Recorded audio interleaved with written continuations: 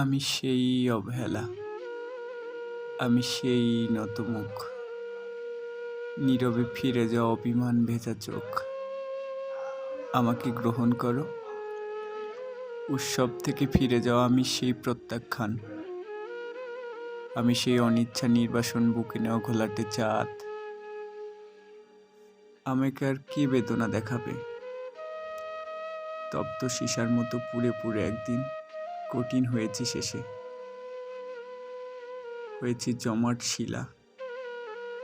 তবু সেই পাথরের অন্তর থেকে কেঁদে ওঠে একরাশ জলের আকুতি।